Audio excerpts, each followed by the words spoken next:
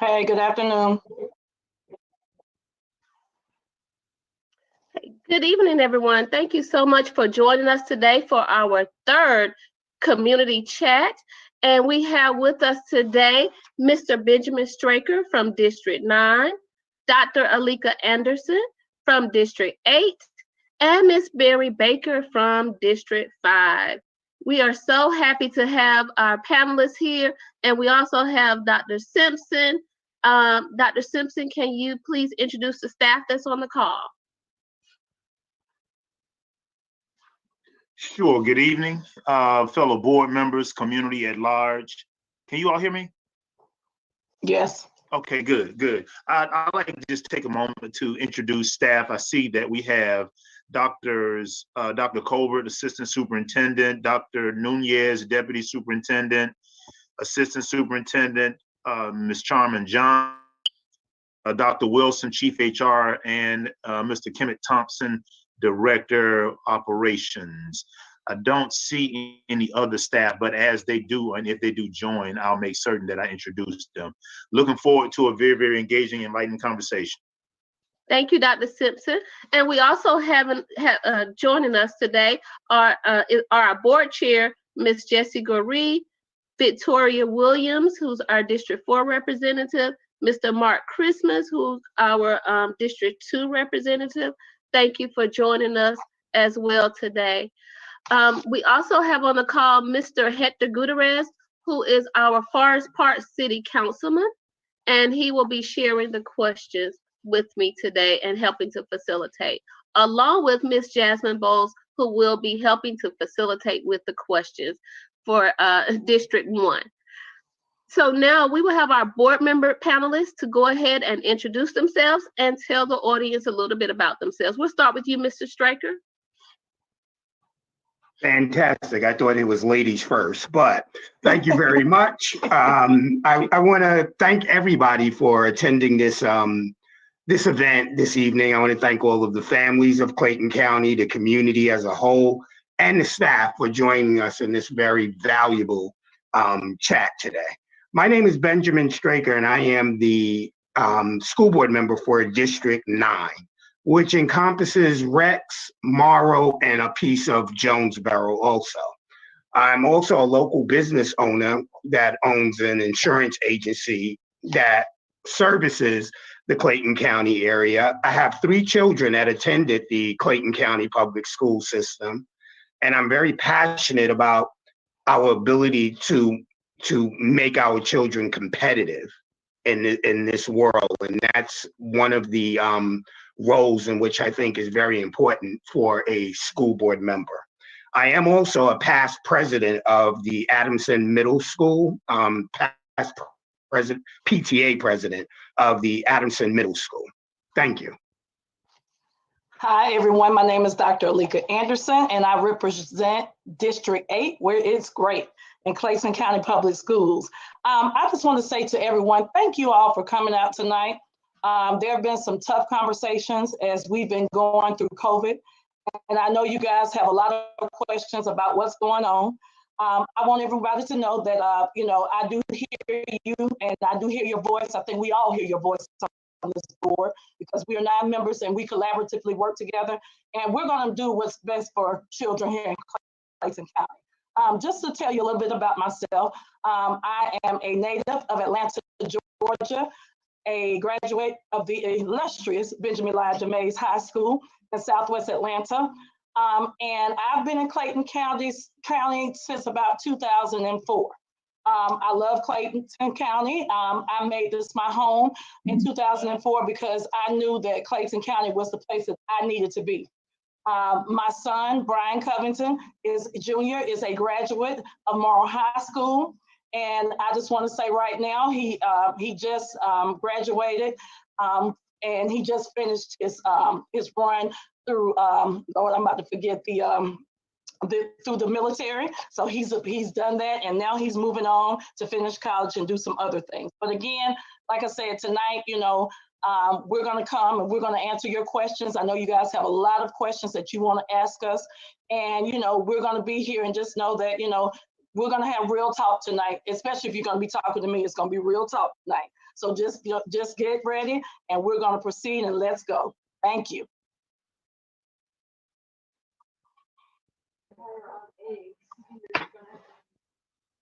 Well, I guess it's my turn. I'm Mary Baker. I'm with District 6. I've served on the school board since 2008. Many years of coming to school board meetings before that, watching what was happening. And I do that because it's not just my kids, it's everyone's kids. I tell everybody I have 55,000 children, and thank God I didn't have to birth them. But they're all mine. So if you're not even in my district and you need somebody, call me, email me. That's what I'm here for. I have 2 children who attended Clayton County Public Schools. One is a graduate of Lovejoy High School. I could brag all night on her, but I won't. And my son, who is also I could brag on, and he is a graduate of Jonesboro High School. We are here to listen to you, to answer any questions we have. It has been a crazy year, and I just wanted to say thank you to all of our staff and teachers who have gone on and done wonderful things.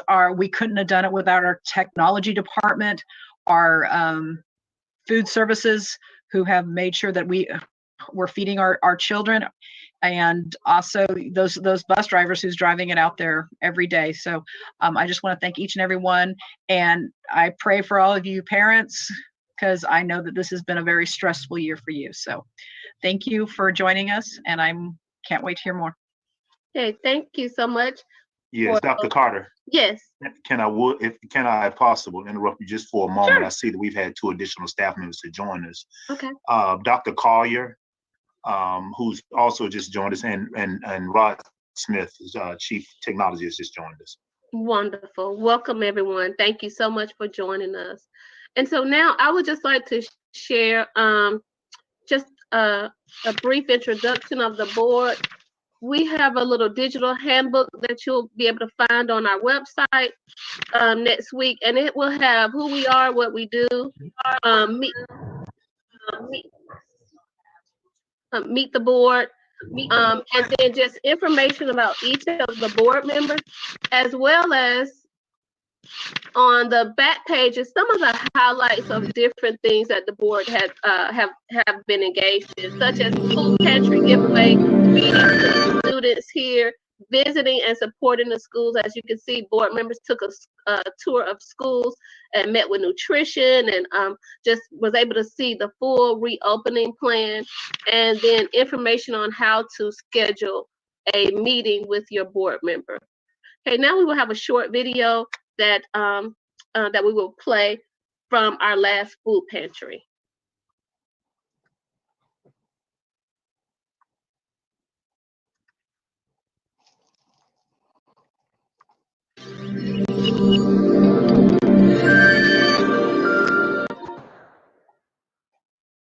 Make ourselves different because our sons. Thank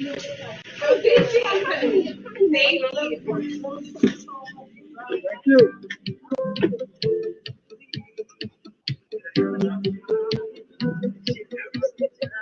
Well, my name is Chris Favors. I'm a marketing coordinator with the Mary Group Community Care. I'm Dominic Stokes, founder of Community Teen Coalition, and today we're at Forest Park High School, where we're giving out over 1,000 food boxes. The Mary Group, we are one of the 3 healthcare plans that in the state of Georgia that service those who qualify for Medicaid and preach care for kids, and we just out here doing just giving back, giving our time back. And we like partner with the Community Teen Coalition as well, who actually helped us get the truck out here for the community.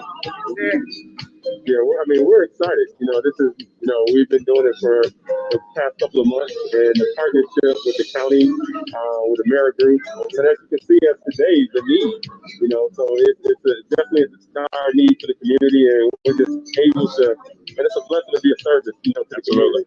My name is Eduardo Gopar, and I think this is important because we want to help our community who are suffering from the pandemic. I want to help out my community as well. Hello, my name is Jasmine Bowles, and I I represent District 1 on the Clayton County Board of Education. Today is Friday, and we are doing a free food giveaway at Forest Park High School because the need is so great. We've had a constant stream of families and community members coming out since around noon today. As you know, in addition to the pandemic, we've got a lot of folks who are not working or are working from home. And so it's a real honor to be able to give out in partnership with AmeriGroup and all of the incredible volunteers. It's been great giving back.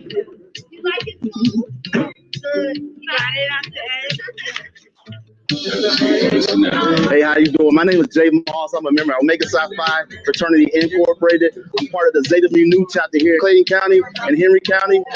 Some of the Clayton County board members called us and asked if we can come help with food distribution. So we came out here, just wanted to do some community service and give back to our community. All right, my name is Ty Nash, and today we out here volunteering, helping the community. We giving away potatoes, fruits, meat. Hey, my name is Khadija Works. I am the chairman for Clayton Centers, Mental Health, Addictive Disease, and Child Adolescents. Today we are out here having a great time, giving away some much needed food. A lot of people, great show out, great turnout. We've been out here for a few hours.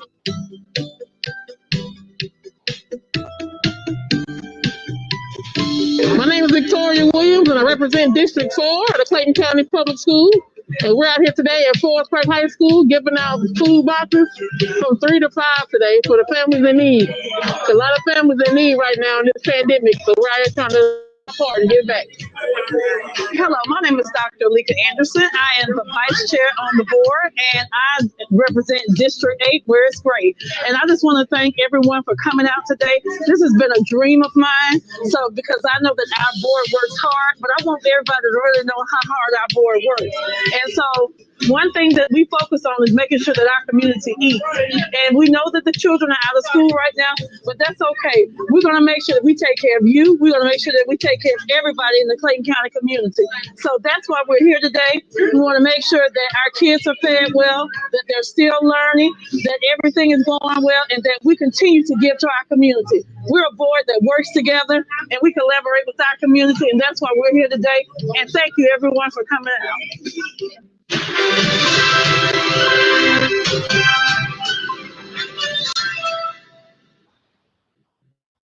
Great. Now the reason why we're all here is to hear your voices and to have this chat and dialogue. So we'll begin now with Mr. Hector Gutierrez. And so Mr. Hector Gutierrez, if you can share a little bit about yourself and your role in Clayton County. I'm not sure if you did that. If you did, then we can just proceed with the first question. No worries, Doctor. Thank you. Yeah, I'm Hector Gutierrez. I'm an elected official for Forest Park. I'm also a full-time teacher for Atlanta Public Schools. So I'm honored to be here, and I appreciate y'all doing this for all of our people and my constituents, of course. So the first question is for Mr. Benjamin Straker of District 9. And the question reads, what is the role, duties, and responsibilities of the school board member? Why didn't the board have to vote on whether or not schools would reopen? Can you please give us parents more insight into your role as a board member? It seems like major decisions, such as returning to school, are being made in the absence of board approval or voting. That's an excellent question, and it's one of my favorite questions as a school board member. The role, I think people sometimes get the misunderstanding of the role of a school board member. A school board member is elected to oversee and change policy as is agreed upon among all of us. So we will look at a certain policy, a way in which we want this, a way in which the community wants the schools to be ran, and we will create a policy that gives a directive to the superintendent to implement our policies. Once we create those policies, we then shift that responsibility over to the superintendent to implement it as a day-to-day operation. We do not get involved with day-to-day operations. That's why we're so careful when we hire the superintendent. Another role for a school board member is to oversee and approve the $500 million budget. So we get all of those numbers from all of the vendors, contractors, from the state, from all the tax authorities. All of that money is presented to us, and we then decide based off of an agreed upon goal and strategy how to allocate that money, and we give a directive to the superintendent to implement that. One of the main roles that we have as a school board member is to collaborate, all 9 of us, and decide who that leader is going to be. There has been many questions about why we didn't make the decision to whether the children come back or stay virtual in school. The reason we didn't get involved in that is because policy states that we can't get involved in day-to-day operations. We have to oversee that strategy, that goal, but we're not to make that determination on how every day is to be ran. So to use a light example, if there's a snowstorm in Atlanta, which is very rare, the board does not come and say, hey, superintendent, please close the schools. We rely on the superintendent to collaborate with his staff, make that wise decision. That's why when we hire a superintendent, we carefully ask questions and give points so that when we make that decision, we have faith in that individual to lead us to where we need to be. So that's the role of a school board member, not to do day-to-day operations. And if anybody is familiar with Clayton County, we could go back to 2008 and realize that when we did try as school board members to interfere with day-to-day operations, it got our school system in 2008 a loss of accreditation and a bad stigma as a school district throughout the entire country. Great, thank you so much. Ms. Bowles, do we have any comments or questions on Facebook or social media? We have comments and a couple of questions, but really quickly, I want to shout out Madam Chair Goree and Dr. D. Haney because they're doing an incredible job of answering most of the questions. And so they are working hard. I'll lift one. One of the questions is, are there tutors available for those who are behind? Madam Chair's answer included a reference to summer school, but maybe there's a board member or staff member who'd like to build on to that answer. Dr. Simpson? I'm sorry, repeat that question for me again, Ms. Bowles. No problem. Are there tutors available for students who are behind? So we'll provide any and all of the academic assistance for our students that's in need. Essentially, the teachers will provide that for those students that might be lagging of some sort in that particular content area. But we also have additional instructional resources. For an example, tutor.com is something that we use as a resource for our, it's actually K-12, and it provides them with a live face-to-face teacher by content area, K-12, if those students do need assistance. That's the probably contemporary version of what used to be a homework helpline or homework hotline from years ago. But this is more current, more innovative, and it is a face-to-face conversation and dialogue with a teacher, a certified teacher, K-12, throughout all content. Okay, great. Thank you, Dr.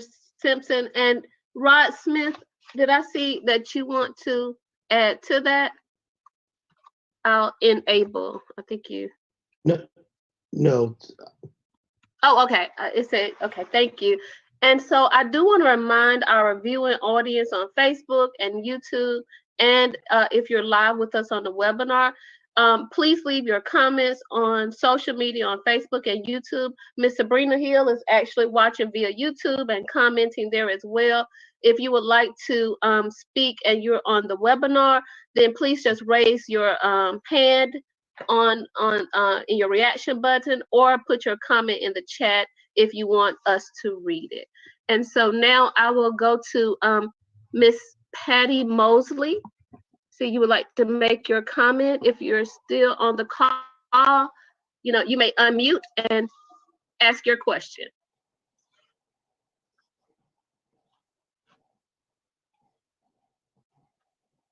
Miss Patty Mosley.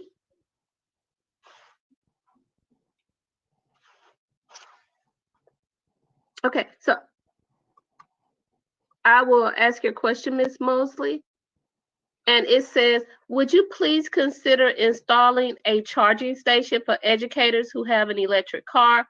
I have inquired, but to no avail. I have been an educator in Clayton County since 1997.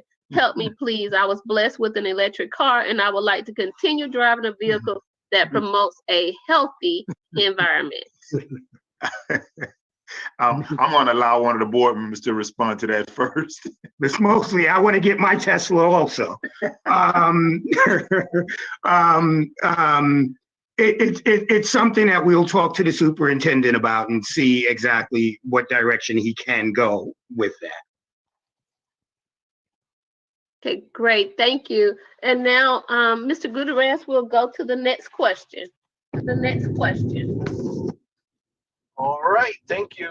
This question is from Miss Tanya Strong and Rex. And Miss Tanya asks, how are they going to keep the school properly sanitized when they have to go to lunch, go to the restrooms, change classes, and or ride the bus? It's going to be hard to social distance kids, especially with regular class sizes. This is for Miss Mary Baker of District 5. Okay, I'm gonna do a quick correction and say District 6, just because I got to brag. But I will say, first of all, right now we are looking at student parents who have said that only about 40% of their parents are going to send children back at this time. That will automatically lower class sizes. We have gone through, worked with the Clorox company to bring in more cleaning supplies. We have retrained our staff on cleaning. We have spray cleaners that will do bigger areas. Buses for transportation, I know normally there's about 72 to 75 children on a bus. The limit will be 40. There will be, between each seat, and there'll also be 2 routes each morning, from my understanding. It's a learning curve, but our staff has been trained to wipe all common surfaces on a regular basis. Teachers are given stuff to have in their classrooms. We have hand sanitizer stations. Children will be wearing masks. It's with many levels to this, and I'm sure I'm forgetting something off the top of my head, so anybody can help me if I've forgotten anything, but I hope that answers most of your questions.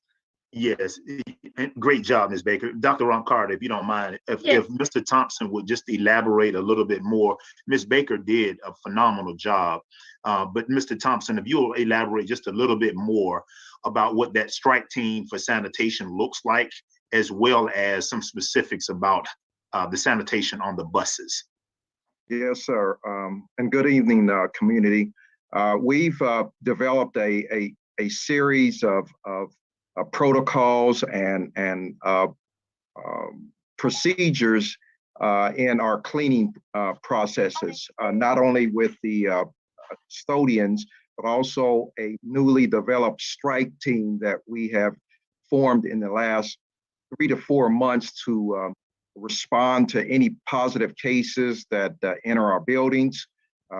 As Ms. Baker indicated, we had a partnership with the Clorox company in providing expertise in new solutions, auditing our custodial closets, providing upgraded language for our custodial SOP documents. So we're doing a lot of things and adding a lot of procedures and steps in our daily operations. For example, in between all of the bus routes, we're cleaning the buses. They're giving fogging machines. Drivers are using their fogging machines to spray the buses down between each run. Staff and employees have hand sanitizer and disinfectant spray bottles to make sure they're doing their area of focus. Custodians have been trained in heavy and high touch cleaning procedures. We have a super HDQL solution that is provided that we've been using for a number of years, and these are hospital grade solutions. So we have a lot of steps, procedures, protocols in place that's included in our game plan, which I believe is posted on our website. Okay, great. Thank you so much for that additional information, Mr. Thompson. And now, Mr. Gutierrez, can you share the next question, please? Yes, ma'am. So the next one's a little loaded. It's got a question and a comment. So this is from Ms. Tori Goldwire in Rex. Oh, Says, can you, hello, Mr. Gutierrez, can you hold on just a second? I believe Tori, you said Tori Goldwire? Tori Goldwire? Yes. Okay, Tori Goldwire is actually on the call. So, okay. Tori Goldwire, I'm gonna allow you to talk to ask your question. You may proceed. And I did see your hand raised. I was going to you next. Okay, hi, good afternoon, everyone. I have a 9th grader. My comments and my questions are solely based around, of course, keeping everything sanitized and how to keep everyone safe. My main question is based off of asymptomatic individuals, whether it's students or staff, teachers, or however. I know that you guys seen that there's going to be temperature checks and all of that. And I've posed this question to my doctors, and I've asked if they are asymptomatic, that they wouldn't have a temperature. So I'm just trying to understand, if you're not going to be testing anyone, how in fact do we keep the students and teachers and staff safe from possibly contracting COVID? And then I had my hand raised based off the fact that I actually watched the video that you guys sent as far as the cleaning and everything, and not to be petty or whatever, but even in that video, the person that was cleaning the table and then wiping out the chairs and then moving on to clean off the table and then wiping out the chair. So I'm just, for me, I have autoimmune disease. So I'm trying to make sure that if I send my child back to school, that he will not contract COVID and bring it back home. So it's a lot. Thank you, Ms. Goldwire. And Dr. Anderson, can you share? I think the question was going to be directed to you. All right, Ms. Gold, is it Mrs. Goldwire? Oh, it's Miss. Okay, Ms. Goldwire, thank you. I do understand your concerns. Again, we have about 30 to 40% of our children that may be returning to school. Yes, you are correct. All of the students will not be tested at this time. And there are some people that are asymptomatic, as I spoke with you all in the last board meeting. I actually have someone that I know that went in to the hospital, and when they went into the hospital, Ms. Goldwire, they were about to have surgery, and when they were about to have the surgery, that's when they found out they have COVID. Now, your question is not hard, but it's very simple. What's going to happen when those asymptomatic people come in? Well, we know they won't have, you're right, they won't have a temperature. They will walk in the door just like everyone else. And they may not have any symptoms, and they could be a super spreader. Now, can we control that? No, I don't think we can. But what we can do as we continue to clean and sanitize is wear our masks. That's going to be the biggest thing. that making sure that our students wear their masks, making sure that we keep our areas sanitized and clean, making sure that we continue to, making sure that we continue that we do on a continuous basis a really deep cleaning of our schools. So, like you said, you said, can we say that your child won't get it? Well, in my opinion, and this is my opinion, and I'll let staff if they want to elaborate.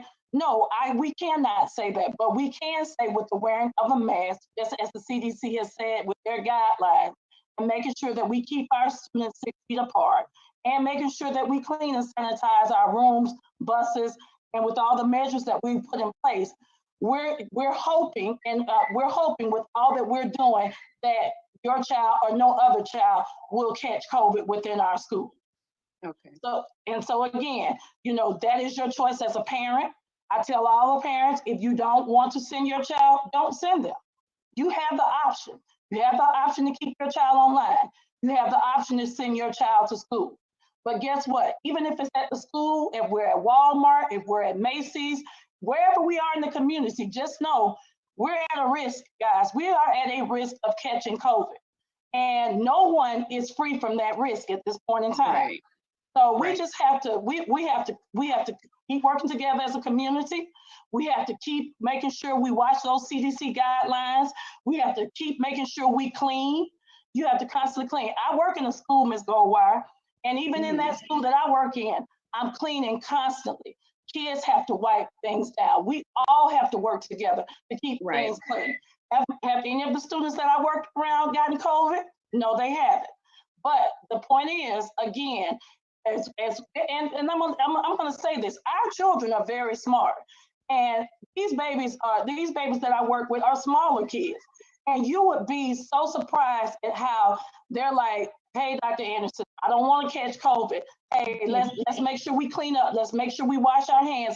Let's make sure we do everything that we need," because they want to come to their classroom. They want to continue to interact. So I'm just going to say this to you now. No, it's not a guarantee. None of us are guaranteed that we won't get COVID. That goes all the way to the President of the United States. All right. So we know that it's out there, and the numbers are going up. Things may get worse before they get better. But again, we as citizens, we need to come together. Sometimes we need to shut some things. We may need to shut some things down. We may have to shut some things down. I agree with that. All right. I wish we could just shut everything down right now. That's my opinion. But I'm not going to keep preaching, because people don't want to. It's like right is wrong and wrong is right. Okay. So you know what? I'm just gonna get off my field, and I'm gonna say this. Everybody needs to start taking care of one another. That's why we're going through this, because a lot of times we forget that we need to get back to the old ways. And so let's go. Why we're going to take care. You send your 9th grader in there, I promise you, we will take care of that child the best that we can. But I cannot guarantee you that your baby will not. If someone comes in there that's asymptomatic, I can't guarantee that. And I don't think anybody in the school district can, or any doctor, nurse, or anybody in the United States of America can. But we will do our best to take care and make sure that your child is okay, and make sure that we take exceptional care of your child when they enter the Clayton County Public Schools building. Thank you. Let me interrupt. First of all, Ms. Goldwire, we're not taking any high school students. We will only have elementary students and some self-contained special needs classes. So if your child is not in one of those categories, high school students will not be returning. And I'm sorry, Ms. Gorey, I didn't hear what I must have missed the grade. But high school, she is correct. High school kids will not be returning. They're going to continue on their virtual schedule. Okay. Thank you for answering that for me. Thank you. Okay, great. Thank you so much, Ms. Goldwire, for your response. And now, Ms. May I interrupt for just a second? This is Ms. Baker. Sure. I just remembered some crucial things I forgot. One, we're getting plexiglass to go around the desk, so that should also help with that. And I just want to thank our school system for being one of the school systems that are going ahead and vaccinating our own staff, and there's no perfect world, but we're trying everything we can. So I just, like I said, I forgot those things and I just wanted to add them. Thank you. And Dr. Ron-Carter, I also want to say that our school system, I want to say, unlike, and I'm not bashing anybody else's school system, but I want to say that Clayton County Public Schools came with a plan, and we are all working together. We just didn't say we're going to throw the kids back in school. We came with a plan. Ms. Goree, the school board, all of us, the staff, they've worked very, very hard to come up with a plan. So, we wanted to make sure that everyone who agrees to get vaccinated will get vaccinated, and that we provided testing for our staff.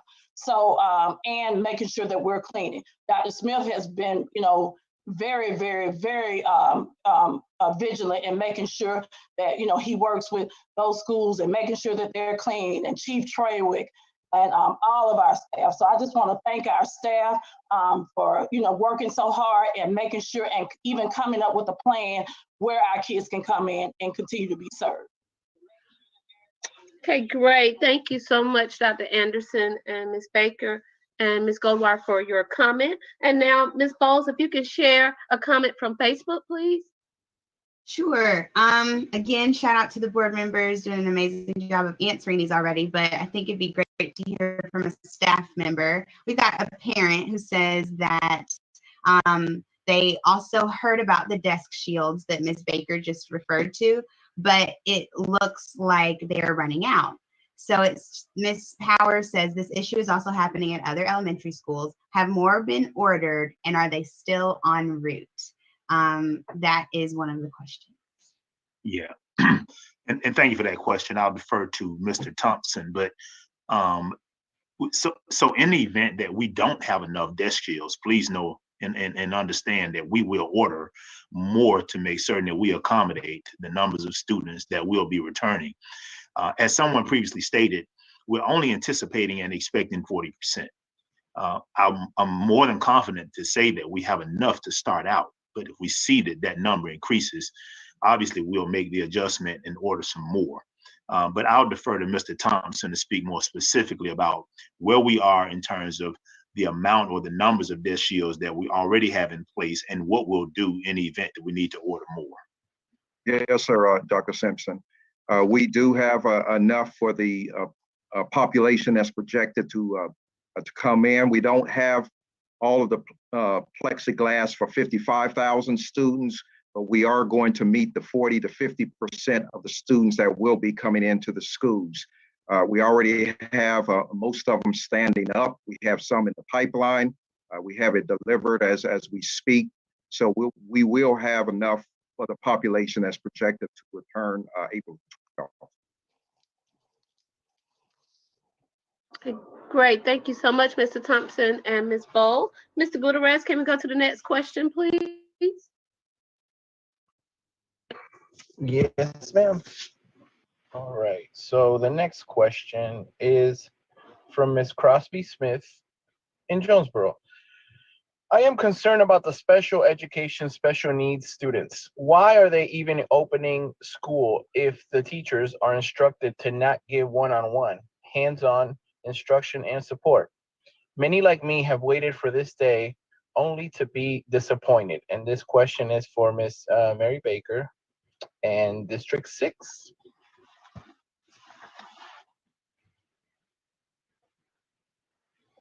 Okay. I'm just going to say I understand her concern. I'm probably going to refer this to one of the staff members in regards to the one-on-one for special needs students, because it is different than regular classrooms. So I hate to say that I don't have the answer, but I'd much prefer to tell you I'm trying to get you the correct answer and a complete answer. And I don't know if Dr. Simpson. I can address that question. Dr. Nunez will. Okay. I can address that question. Teachers have not been instructed not to do hands-on.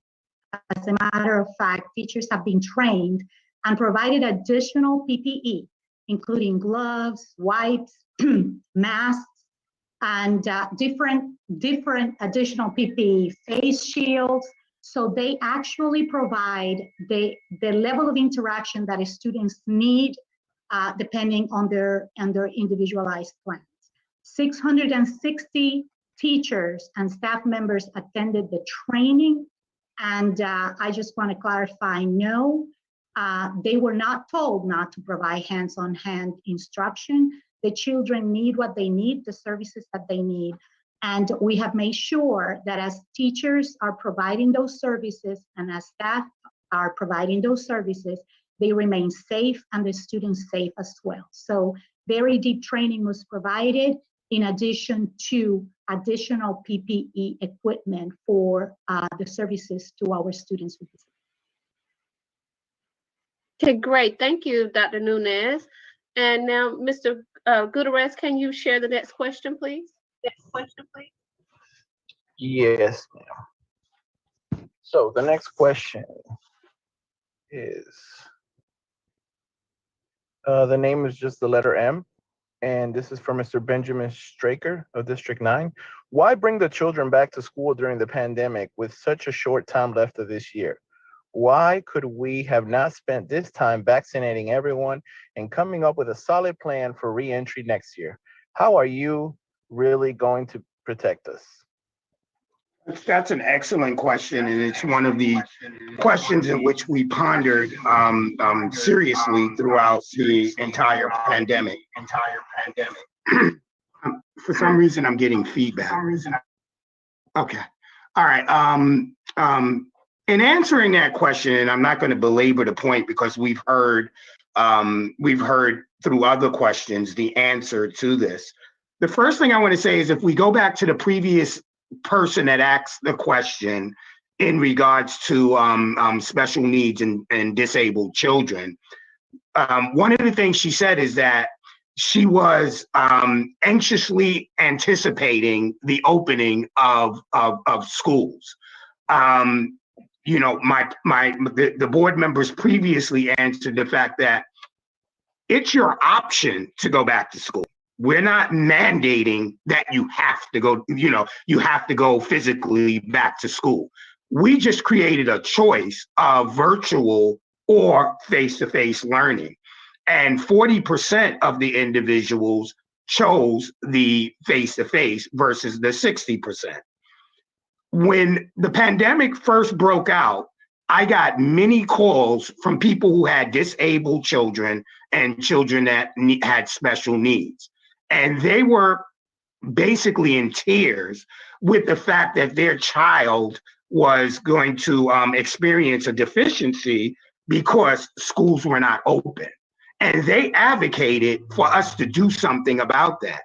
And I think that although we only have 1 month left of school or a month and a half of school, it's still that valuable time for those children to try to catch up on that one-on-one basis, as Dr. Nunez just described. So the choice is yours. The choice is yours to whether your child goes back virtually or face-to-face. I'll also say that, and I think Dr. Coiler is on the line. I'll also say that we're aggressively tackling the vaccinating individuals, our employees and our family members and our community. I mean, Clayton County Public Schools is one of the rare school districts that jumped into the project and took it on their own to get vaccinations for our employees. So we're not doing one or the other. We're trying to do it all. There's a book that I read back in 1998, and most people have read this book. It's one of the bestsellers, and it's called "Who Moved My Cheese" by Dr. Spencer Johnson. And in that book, there were two little people and 2 mice. And there was one individual that was just so pissed off about the fact that things had to change. So they decided, I won't do anything. I'll just stay right where I'm at. The other 3 individuals said, I can't do that. I must move with these changes. I'm not gonna tell you the whole book. You can go out and get the book, but you can imagine what happened to that individual that said, I will not accept change. Thank you. Okay, Great, thank you, Mr. Straker. And so we have someone that would like to speak, Dr. Nakia Price, and I apologize if I'm saying your name incorrectly. Please unmute and, okay, you can. Good evening, and thank you so much for saying my name right. That never happens. So thank you. I decided when the children were not going back to school to send my child to a private school because as a working parent, I do understand the hardship that everybody has been going through with virtual learning. It's been a challenge for everyone. Because of my profession and what I understand about epidemiology, I am comfortable with sending my child back to public school next school year. My child was in a magnet program, and with talking with some of the parents, to my understanding, for their particular school, which is a dual language program, most of the competencies for children at their grade level as it relates to foreign language were not met. And this is the opinion of a couple parents that I know and trust and who are not fluent in those languages for which we send our children to learn. So I have gone through the process of reintegrating my child back into the school she was in because we loved that program and the faculty there. However, I asked some questions about, to what extent would you have expected my child to retain a certain level of this foreign language competency having, been out of the classroom for a year? And they were saying, well, you have to take a proficiency test. And so I'm a little concerned about my child's ability to reintegrate back into school with her friends, and because of the requirement of the proficiency exam, and she's going into second grade. I feel that, given that there were some changes and concessions made due to our circumstance, that since she had been a previous student or, since she's been a student, that there might be some consideration for her return. Please tell me if my thoughts are unreasonable. I'm okay. I just want to check the weather to see, should I really consider putting her in another public school, perhaps what's local to me, instead of sending her back with, her friends and her school family? Okay, thank you, Dr. Price, for your question. Dr. Simpson? What? Yes, and yes, the weather's good. Let me say that first. the weather, it's sunshiny. Yeah, the weather is great in Clayton, and so the first thing that comes to my mind is this is certainly a situation that we will have to work through with that building principal. We need to have some conversation just to see exactly what the situation and circumstances are. I wouldn't initially, what doesn't initially come to my mind is proficiency. What comes to my mind is just the assessing or diagnosing to see exactly where your child is first, before we can begin with placement, so to speak. I think it's very important, and any and all this on this call would agree how important it is for her to want to be with her friends. That helps with the schooling and the learning process. But I'd like to speak with you offline. I'm gonna type in the chat my email address, and let's see if we can connect you with that school principal and have some conversations with the school administration, because this is a local school matter that we can certainly address. But that's where we'll start, and this is definitely not a situation that we won't be able to work through. Thank you. I appreciate that. Because I did ask some questions. We did do the proficiency test. From what I understand, we won't know anything until the end of April, which, is fine. But I I will say the persons that I talked to, they were like, well, this is the rule and that's it. And, I'm also comfortable with reaching out to the principal. I think that we have a good relationship, but I definitely will take your offer to talk with you and see if anything is possible. There's no doubt, I love Clayton County Schools. I really appreciate what Dr. Beasley has done. He's made some really wise decisions. And yes, all of this is new to everyone. And, COVID really isn't going anywhere anytime soon. And so we have to adjust, and we also have to be understanding and a little bit more gentle with each other. Yes, you're so correct, Dr. Price. Ms. Price, I thank you so much.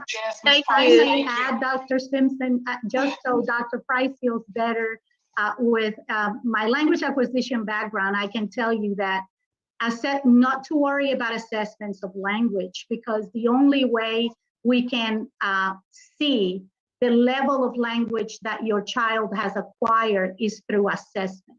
It's not just the rule, it's just the thing to do for any language acquisition, for any language that you're learning. So I wouldn't worry about it. As a matter of fact, you do want to know. You want to know, the teachers want to know the level of language that your child has acquired. And I am confident that the program that we have in the district is absolutely wonderful. So as Dr. Simpson stated, the weather is great. Great. Thank you, Dr. Nunez. Okay, Ms. Bowles, can you share any of the other questions we're receiving on Facebook?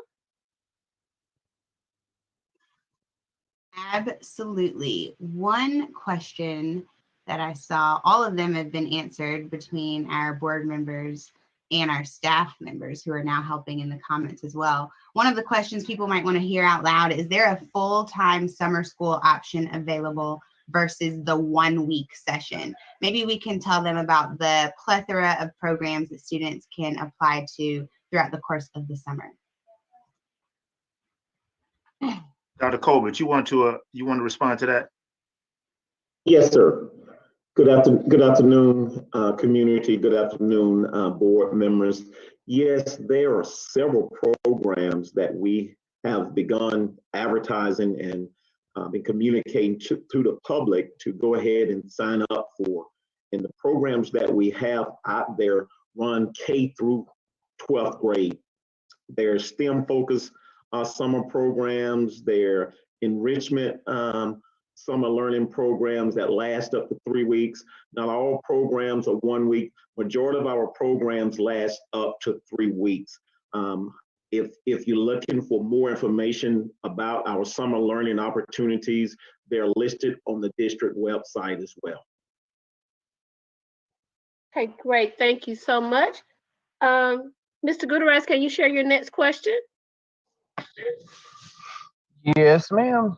All right. So this question is from Ms. Eleanor Fonimona in Jonesboro. I thought as a county we were going to sync our breaks with nearby counties. I just saw the new calendar out, and our fall break and Henry County's fall break are not the same. This is from Ms. Mary Baker, District 6.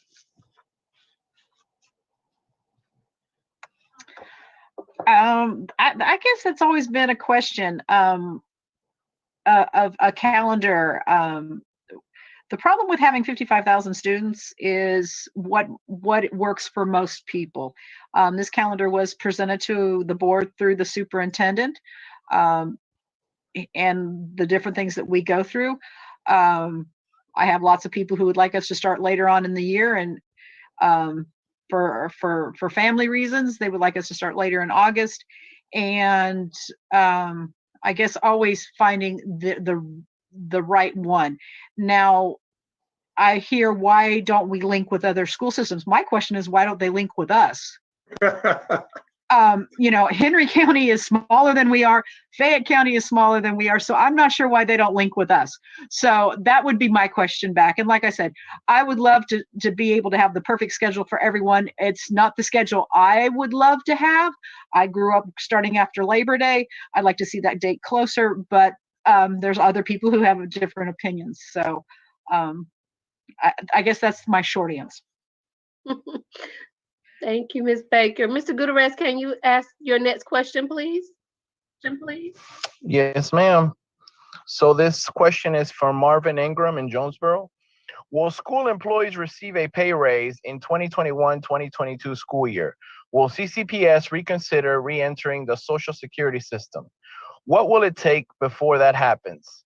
And this is for Mr. Benjamin Straker, District 9. Wow, that would come to me. First and foremost, I'm going to try to do this quickly.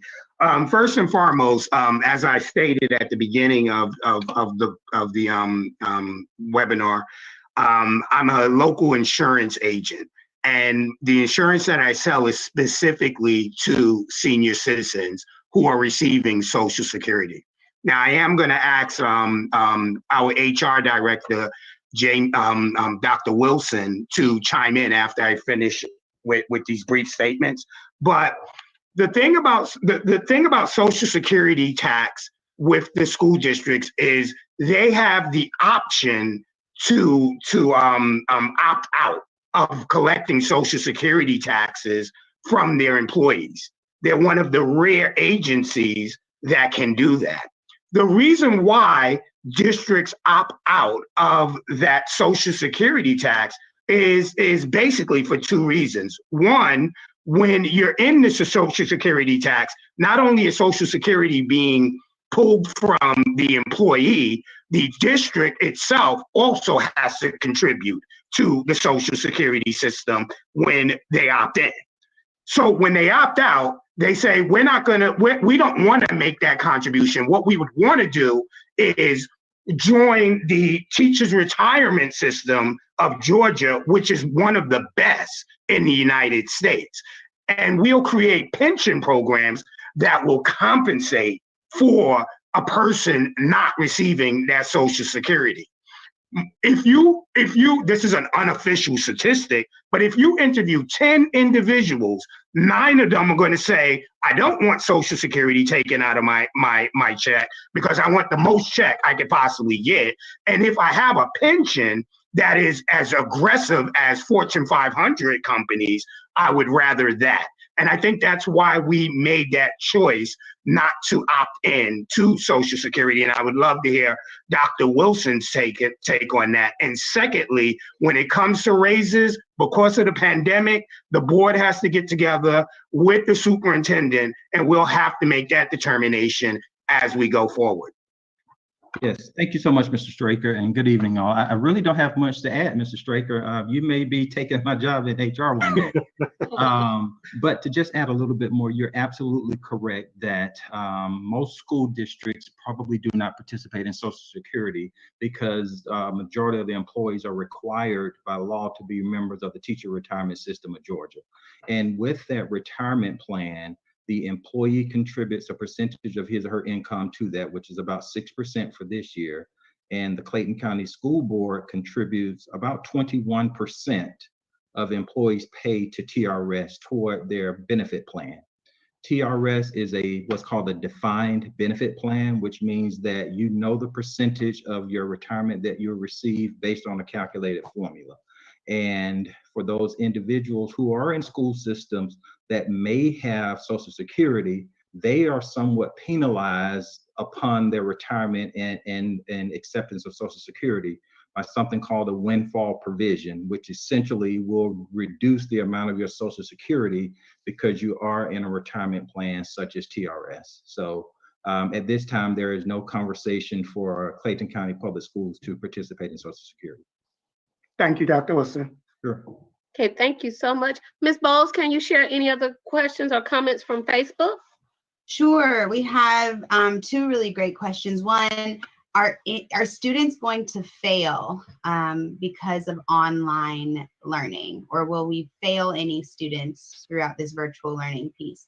The second question is CCPS partnering with any organization that will support or provide summer employment opportunities to our youth? Dr.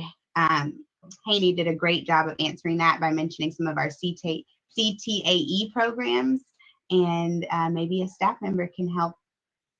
Yeah, Ms. Johnson, if you would respond to the question about about student grades as it relates to, first, let me just say this before she responds.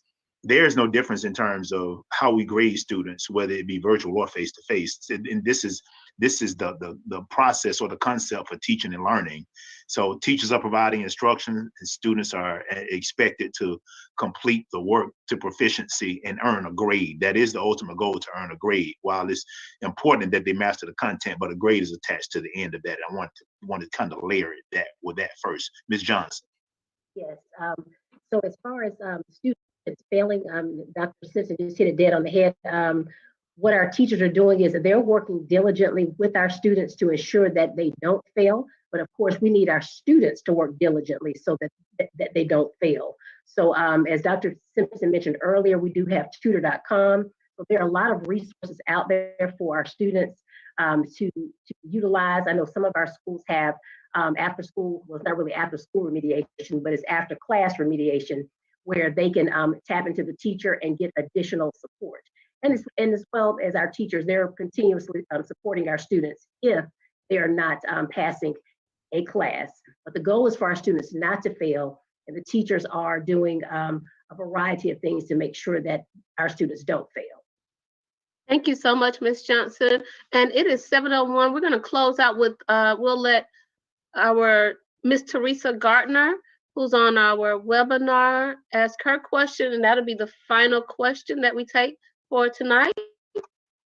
Okay, Ms. Gardner.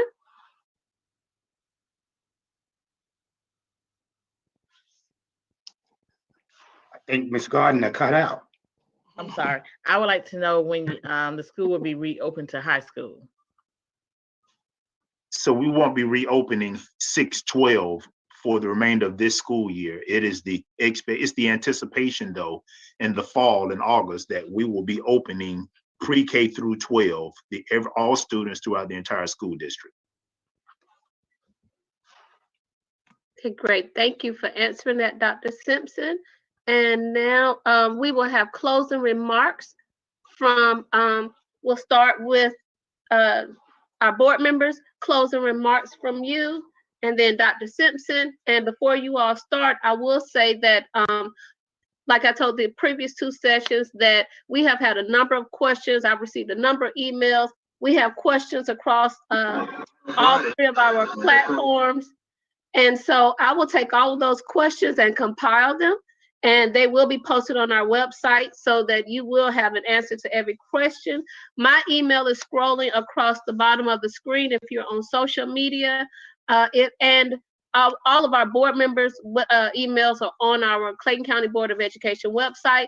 If you would like to meet with your board member and schedule an appointment with them, please do so by emailing me, and I will be happy to schedule that time with your board member. But please visit our website. Their phone numbers and emails are on our website. And so, board members, if you would like to close us out. I'd like to start. I just want to say to everyone, thank you all for coming out. I want to give kudos to our staff, especially our cafeteria workers who have worked so hard through this pandemic. They have prepared food for our students. They have been there day and night. They have been out making sure that the food gets out to the community by the buses. I want to thank our bus drivers. They have been a big part of this, making sure that our students get the food that they need, and also preparing now to bring our students back. I want to thank Chief Treywick and his staff, Dr. Collier and her staff. I want to thank Dr. Simpson, his staff, everything that everyone has done with the social emotional part for our students. We've done an excellent job, and I know our teachers have done an excellent job working with our students. And I want to also thank our teachers. Our teachers have worked hard, and in this virtual learning, this has been something totally different for our community, for our teachers. But they have gone through our students, and I want everyone to know that our teachers are very apathetic to our students. We all know that this is something different. We all know this has been the year, I won't say from purgatory, but we also know that we have gotten through. We're going to continue to get through, and we just need to thank God that we're alive to see today, because we are blessed. And we're going to continue to be blessed. And I'm going to continue to pray for this board, our community, and I am here to serve you. Anything that you need, I am here. So again, I'm Dr. Alika Anderson, School Board District 8, and thank you for allowing me to serve you. Thank you.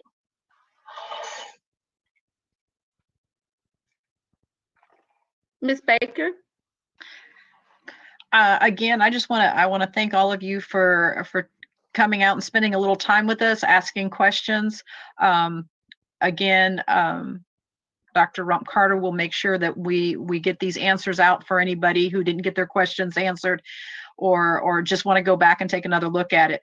I really appreciate all the parents and their support of this year. This has been all hands on deck has been this year. Let's be honest. And I think what we're going to learn from this, more importantly than anything else, is how much we appreciate each other. And when we get back to real school, the close to normal way, I think that there'll be a more appreciation of each and every person who it takes to educate a child. We talk about it takes a village to raise a child, but we're learning very quickly how true that is. So again, I am Mary Baker with District 6. Email, call, whatever you need. It doesn't matter what part you're in. If you're not sure what your district is, doesn't matter. Your child is my child. So thank you. Thank you, Ms. Baker. Mr. Straker. Fantastic.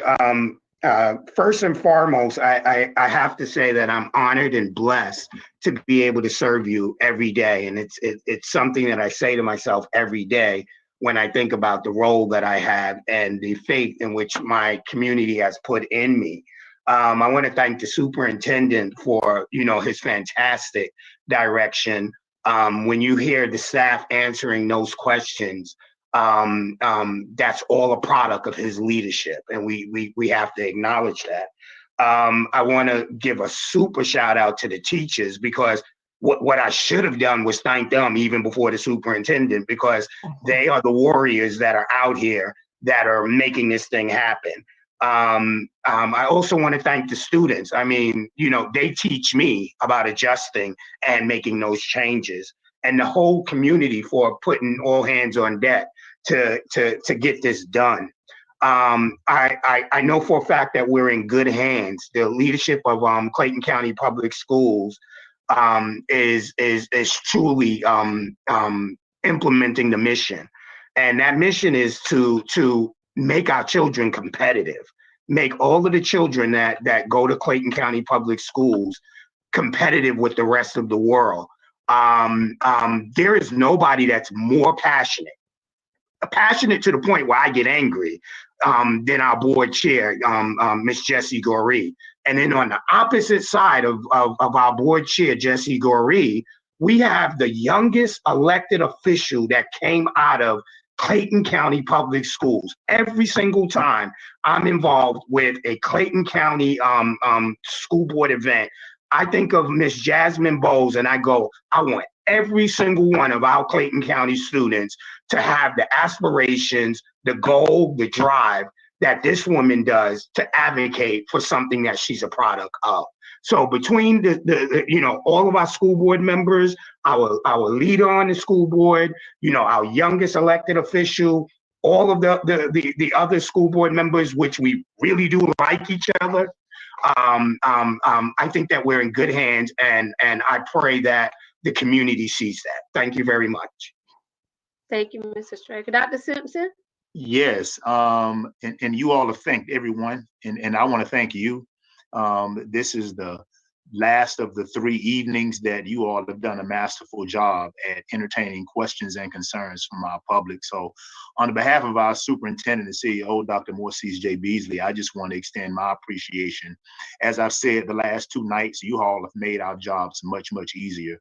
It just speaks to how informed and how educated you are, not only about what you do as board members, but just in what is taking place operationally in terms of how the school district is moving forward and how we're actually approaching this phase in with our students in K-5. So thanks for you all supporting us and the decisions that we're making so that we can get some degree of normalcy as it relates to teaching and learning for our students. And so without you, obviously, this could not be done. I want to thank the community for zooming in and taking part in this discussion and conversation, because you matter just as much. And we're just delighted to always have these opportunities to engage in some very, very meaningful conversations. So again, thank you, and I hope that all have a great evening. Okay, thank you all so much for joining us, and we will see you. Have a wonderful evening and a safe and happy spring break. Thank you.